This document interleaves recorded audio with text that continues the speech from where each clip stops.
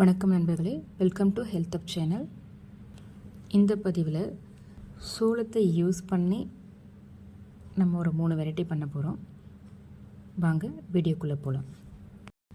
இன்றைக்கி நான் இந்த வெள்ளைச்சோளம் ஒரு 200 கிராம் எடுத்திருக்கேன். அதுக்கு ஒரு 50 கிராம் அளவுக்கு குண்டு உளுந்து எடுத்து 1/4 டீஸ்பூன் வெந்தயம் ஆட் பண்ணி நல்லா வாஷ் பண்ணி ஒரு 4 ஹவர்ஸ் ஊற வச்சுக்கலாம்.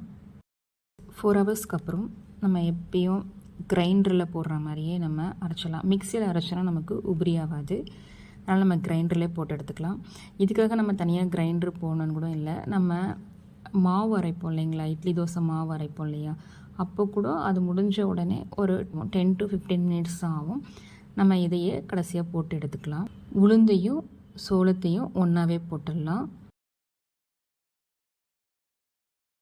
உப்பு போட்டு நம்ம கரைச்சி எடுத்து வச்சுக்கலாம். ஒரு 8 ஹவர்ஸ் ஆகும் மாவு புளிக்கிறதுக்கு. நம்ம மாவு புளித்த உடனே இட்லி ஊற்றிக்கலாம். ரெகுலராக நம்ம ஒயிட் இட்லி எப்படி செய்வோமோ அதே மாதிரி தான் இட்லி பானையில் இட்லி ஊற்றிக்கலாம். ஸோ இட்லி பார்த்திங்கன்னா இந்த மாதிரி வந்திருக்கும். இட்லி வேகிறதுக்கு 15 மினிட்ஸ் விட்டால் போதும். இட்லி வந்து இந்த மாதிரி இருக்கும், சாஃப்டாக தான் இருக்கும். இதில் நம்ம அரிசியெல்லாம் ஆட் பண்ணல, வெறும் சோளமும் உளுந்தும் மட்டும்தான். ஆனால் என்னென்னா இது நம்ம ரொம்ப நாளைக்கு வைக்க முடியாது. மில்லட்ஸ் எல்லாமே சீக்கிரம் அந்த புளிக்கக்கூடிய தன்மை வந்துடும். அதனால் நம்ம வந்து ரெடி பண்ணிவிட்டு 1 or 2 டேஸ்லேயே நம்ம யூஸ் பண்ணிடணும். இந்த மாவை யூஸ் பண்ணியே நம்ம தோசையும் வாத்துக்கலாம். பார்த்திங்கன்னா தோசை இது மாதிரி இருக்கும். இன்றைக்கி இந்த தோசைக்கும் இட்லிக்கும் நான் வெங்காய சட்னி செஞ்சுருக்கேன். ரொம்ப டேஸ்ட்டாக இருக்கும். பணியாரம் செய்கிறது எப்படின்னு பார்க்கலாம். ஸோ பணியாரம் செய்கிறதுக்கு கேஸ் ஸ்டவ் பற்ற வச்சுட்டு ஒரு பேன் போட்டுடலாம். பேன் ஹீட் ஆன உடனே 1 டீஸ்பூன் ஆயில் அப்ளை பண்ணிடலாம். 1 டீஸ்பூன் கடுகு உளுத்தம்பருப்பு ஆட் பண்ணிவிட்டு பொரிஞ்ச உடனே கொஞ்சம் கருவேப்பிலை, ஒரு பச்சை மிளகாவை பொடியாக கட் பண்ணி வச்சுருக்கோம், அதை ஆட் பண்ணிடலாம். ஒரு சின்ன வெங்காயத்தை பொடியாக கட் பண்ணி வச்சுருக்கோம், அதையும் ஆட் பண்ணிடலாம். நல்லா வதக்கி விட்டுக்கலாம்.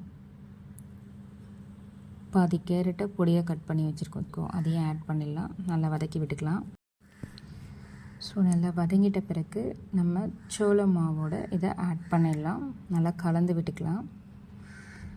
இப்போ கேஸ் ஸ்டவ்வில் பணியார சட்டியை போட்டுக்கலாம். ஒவ்வொரு குழிலையும் கொஞ்சம் கொஞ்சமாக ஆயில் அப்ளை பண்ணிக்கலாம். நல்லா சூடான உடனே நம்ம கலந்து எடுத்து வச்சுருக்க சோள மாவை ஒரு குழிலையும் ஆட் பண்ணிக்கலாம். எல்லாத்துலேயும் ஊற்றி முடிச்சுட்டு கவர் பண்ணிக்கலாம். 4 மினிட்ஸ்க்கு அப்புறம் ஓப்பன் பண்ணி பார்த்தோன்னா இதை மாதிரி வெந்து வந்திருக்கும். இப்போ நம்ம திருப்பி விட்டுக்கலாம். உங்களுக்கு எது கம்ஃபர்டபுளாக இருக்கோ அதை யூஸ் பண்ணி நீங்கள் திருப்பி விட்டுக்கலாம். நான் ஸ்பூன்லேயே திருப்பி விட்டுடுவேன். ஸோ ஸ்பூன் யூஸ் பண்ணியிருக்கேன். ஸோ ஒன்று அப்படி திருப்பி விட்டுடலாம்.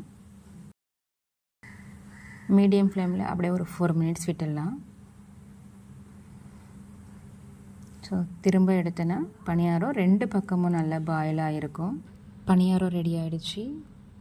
இன்றைக்கி நம்ம இந்த பதிவில் சோள மாவில் இட்லி, தோசை, பணியாரம் எப்படி செய்கிறதுன்னு பார்த்தோம். நீங்களும் ட்ரை பண்ணி பார்த்துட்டு எப்படி இருந்ததுன்னு சொல்லுங்கள். உங்களுக்கு இந்த பதிவு பிடிச்சிருந்தா லைக் பண்ணுங்கள். மற்றவங்களுக்கு சொல்லணும்னு நினச்சிங்கன்னா ஷேர் பண்ணுங்கள். கண்டினியூஸாக இதை மாதிரி நல்ல விஷயங்களை பார்க்கணுன்னு நினச்சிங்கன்னா சப்ஸ்கிரைப் பண்ணுங்கள். மீண்டும் ஒரு நல்ல பதிவில் சந்திப்போம். நன்றி, வணக்கம்.